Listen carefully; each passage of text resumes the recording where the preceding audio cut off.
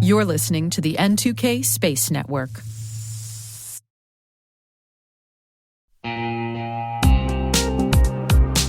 Quick question. Do your end users always, and I mean always without exception, work on company-owned devices and IT-approved apps? I didn't think so. So my next question is, how do you keep your company's data safe when it's sitting on all those unmanaged apps and devices? 1Password has an answer to this question: Extended Access Management. 1Password Extended Access Management helps you secure every sign-in for every app on every device because it solves the problems traditional IAM and MDM can't touch. And it's now available to companies with Okta and Microsoft Entra and in beta for Google Workspace customers. Check it out at 1password.com/cyberwire. That's 1password.com/cyberwire.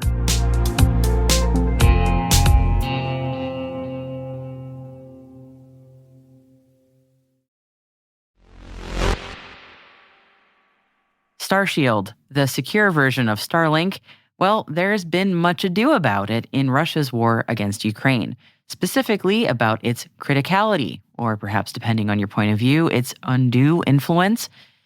Whatever way you slice it, in case there was ever a case study needed in how so much of modern warfare relies on space and secure satellite connectivity, emphasis on secure, the Ukraine war is it. T-minus 20 seconds to LOS speed rest. Go for deploy. Roger roll. Today is December 9th, 2024. I'm Maria Varmazis, and this is T-minus.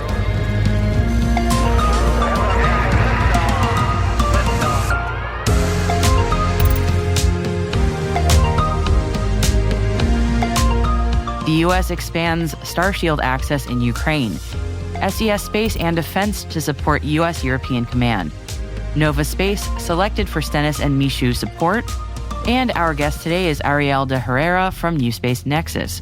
NewSpace Nexus is holding a Show Space Summit in Albuquerque, New Mexico tomorrow, December 10th, so stay tuned to find out more about it.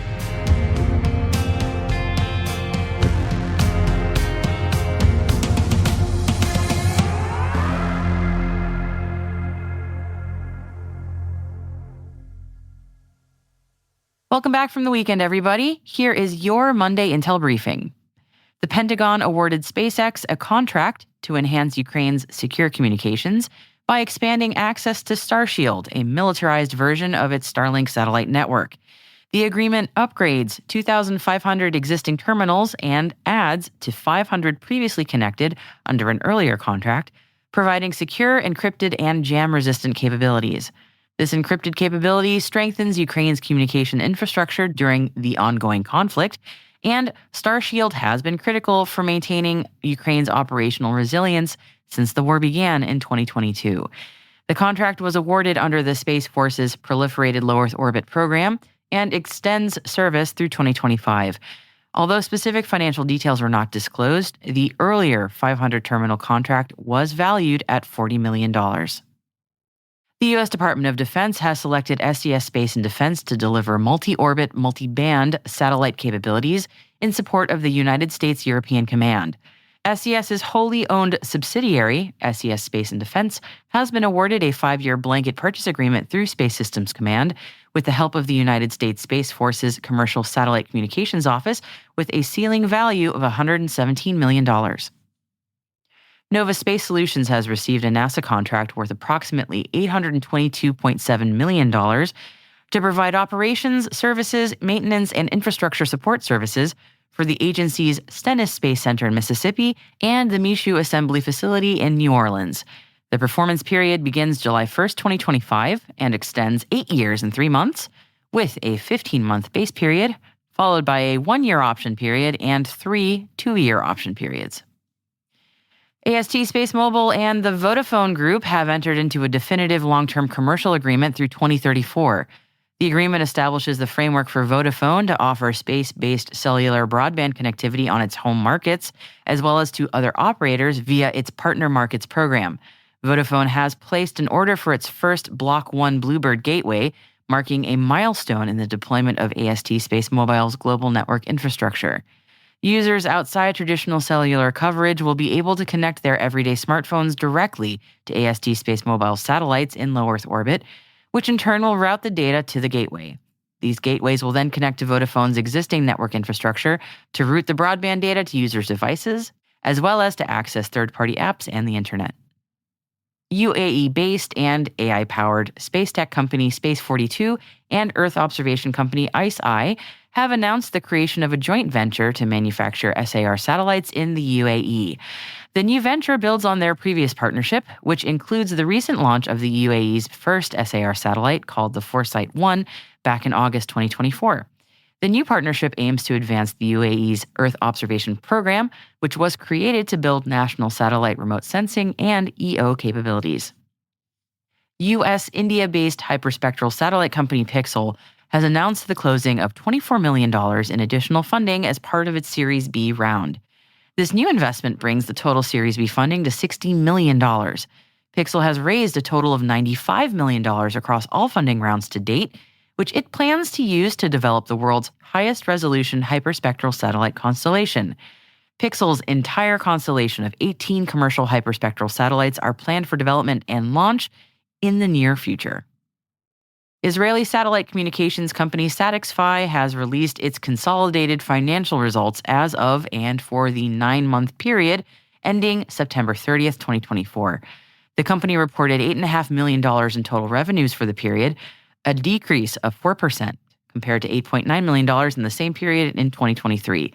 That said, the company expects a significantly increased level of service revenues in the fourth quarter. As such, SatixFy anticipates full-year 2024 revenues of between $17 and $19 million, with a gross margin of between 70 and 75%. Satellogic has entered into a share purchase agreement with a single institutional investor, raising approximately $10 million. They expect to use the funding for general corporate purposes. And Satellogic has also announced an expansion of its contract with US satellite data analytics firm SynMax. SynMax will leverage Satellogic's high-frequency, high-resolution imagery to enhance its Hyperion platform, delivering oil and natural gas production monitoring for hedge funds and financial analysts. NewSpace, along with the UK Space Agency and the UK Department for Agriculture, Environment and Rural Affairs, has launched the first phase of a small business research initiative where 3 companies have been awarded £360,000 collectively to develop satellite technology and data that could be used to improve the detection and monitoring of blue-green algae. Each of the 3 selected suppliers will be expected to develop their proofs of concepts by March 2025, and if successful, a second phase may include further development of these concepts.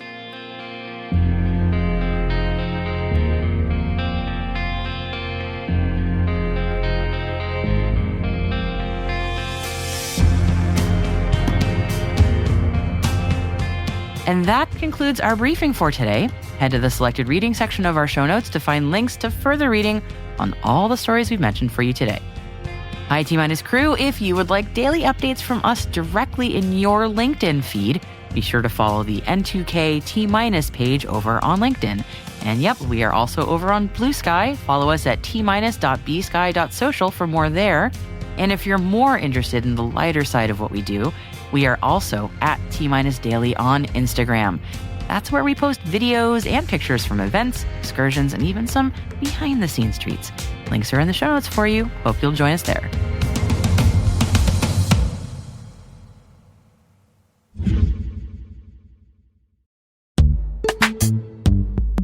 Identity architects and engineers, modernize your identity systems with Strata. Integrate legacy apps with any IDP, ensure seamless identity failover, and apply MFA without touching app code. Strata offers robust, efficient identity management, reducing tech debt and enhancing security.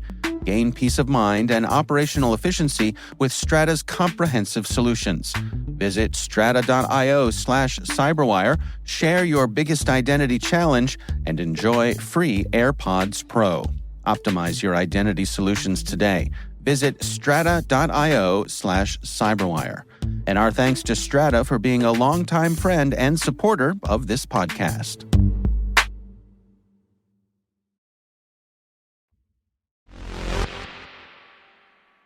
Our guest today is NewSpace Nexus Vice President of Programs, Arial DeHerrera. Ariel is managing the Show Space Summit, which kicks off tomorrow, by the way. She started our chat by sharing how she started at the New Mexico-based organization. 5 years ago, when NewSpace Nexus got their 501c3 status, I was their first employee. I came in as a marketing intern right out of college, actually while I was working on my master's. And it's kind of exciting to talk about this event because my first job was to help with events. But now I am VP of programs and I help run all of our programs, including our NewSpace Igniter, our Pathway to the Stars, and our NewSpace Launchpad, which are all being showcased in the Show Space Summit. Oh, my goodness. Well, small but mighty, because you all are doing a lot of cool stuff. And Ariel, thank you so much for joining me and telling me about your journey and also all the amazing work that you and your team are working on. Because, NewSpace Nexus, we've spoken with you all a whole bunch of times. You're doing incredible work. December 10th is the NewSpace Show Space Summit at the NewSpace Launchpad. It's a couple of... So can you... It's a tongue twister. A bit. Yeah, can you walk me through that?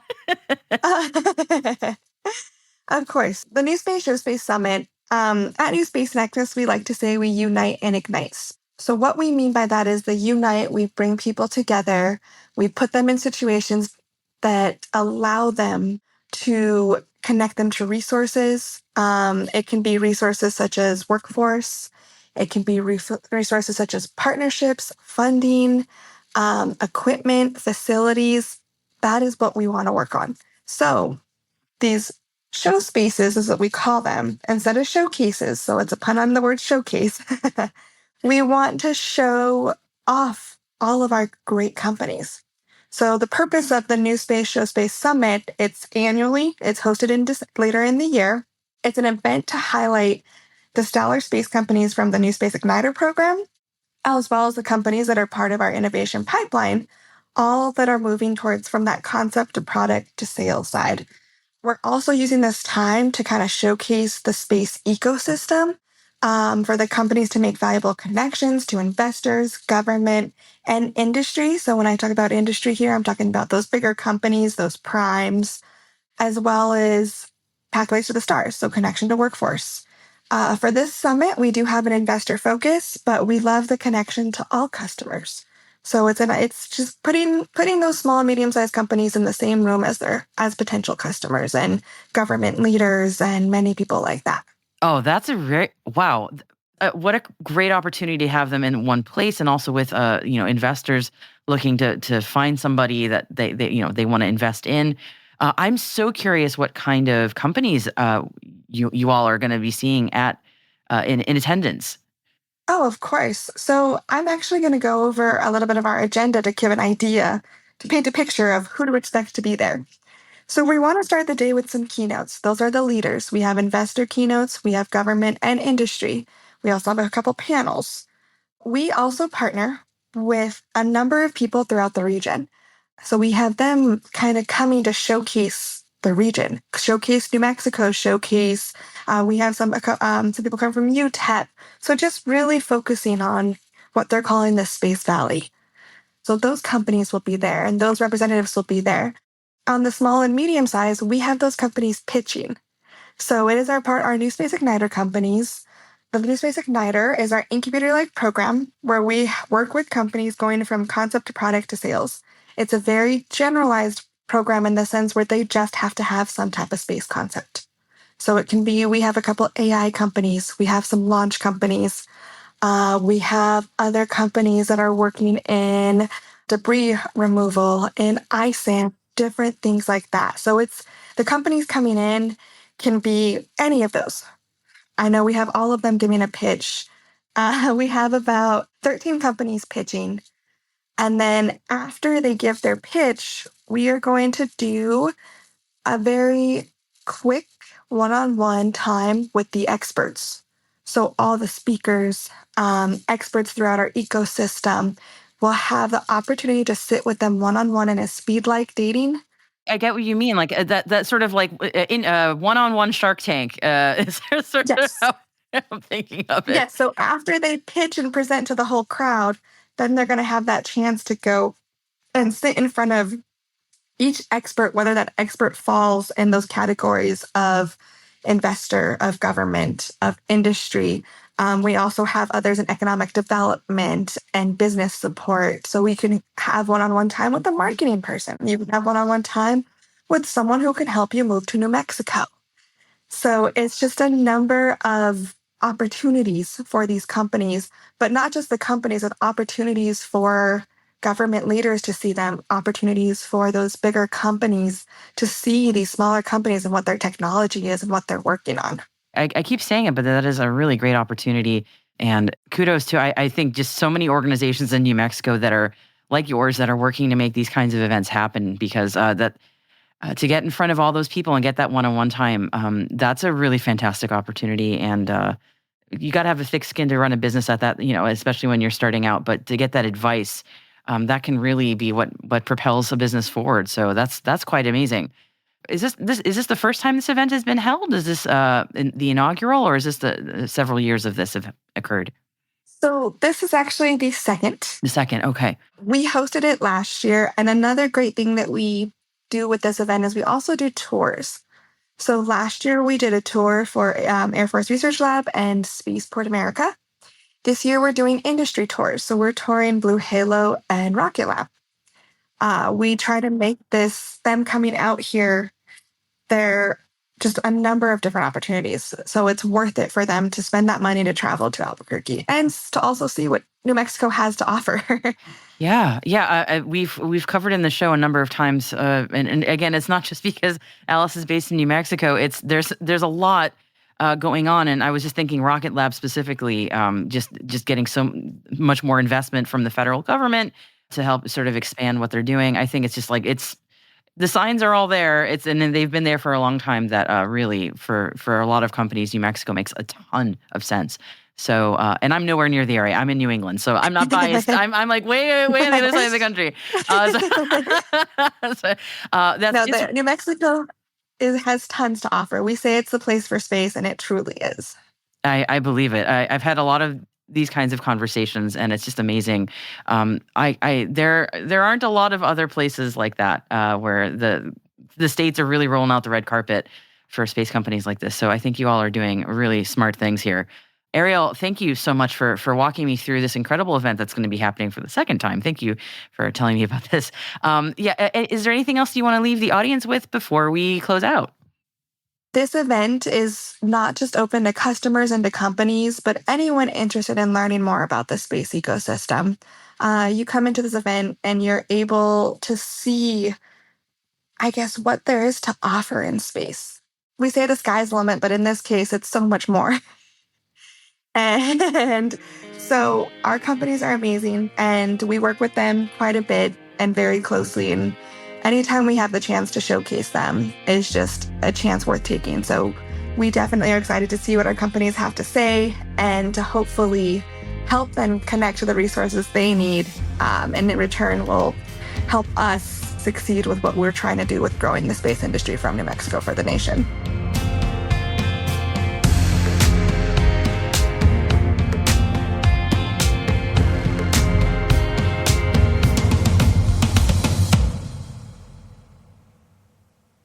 We'll be right back.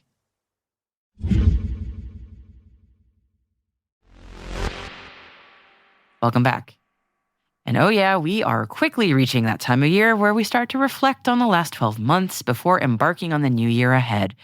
The US Space Agency NASA is among the many organizations providing their year in review updates that kind of read like a best of 2024. So NASA is celebrating its many accomplishments this year, including, for the first time, landing new science and technology on the moon with an American company, pushing the boundaries of exploration by launching a new mission to study Jupiter's icy moon Europa, maintaining 24 years of continuous human exploration off the Earth aboard the International Space Station, and unveiling the first look at its supersonic quiet aircraft for the benefit of humanity. The year wrap-up includes a short video with Bill Nelson, the outgoing administrator, providing a proud update on what he calls the world's greatest workforce. And liftoff. With the help of our commercial partners, we launched into a new era. New things are possible. More things are possible. Our satellites studied the air we breathe, the oceans we share, the land we live on, to help protect our fragile Earth, the only home that we will ever know. It's always good to be reminded ourselves about how far we've come, especially as the world tends to focus on delays. T-Minus will be bringing you our look back on 2024 and a look ahead, of course, to 2025 on December 31st. What better day than that? So what do you think has been the greatest space achievement of the year? And what do you predict will be the big event for the next one? Honestly, there's so much to choose from that I'm going to be spending the next 2 weeks debating with myself about it. But if you've got some thoughts, I'd love to hear them. Help me out a little bit. space@n2k.com. I want to hear from you.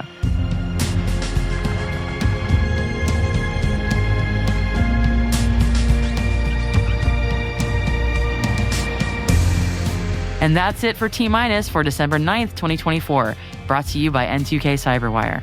For additional resources from today's report, check out our show notes at space.n2k.com. We'd love to know what you think of this podcast. Your feedback ensures we deliver the insights that keep you a step ahead in the rapidly changing space industry. And if you like the show, please share a rating and review in your podcast app. Please also fill out the survey in the show notes or send an email to space@n2k.com. We are privileged that N2K Cyberwire is part of the daily routine of the most influential leaders and operators in the public and private sector, from the Fortune 500 to many of the world's preeminent intelligence and law enforcement agencies. N2K makes it easy for companies to optimize your biggest investment, your people. We make you smarter about your teams while making your teams smarter. Learn how at n2k.com. This episode was produced by Alice Carruth. Our associate producer is Liz Stokes. We are mixed by Elliot Peltzman and Trey Hester, with original music by Elliot Peltzman. Our executive producer is Jennifer Iben. Our executive editor is Brandon Karp.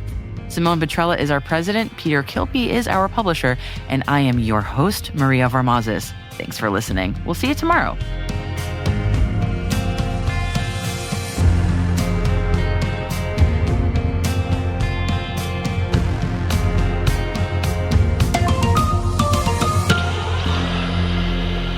T-Minus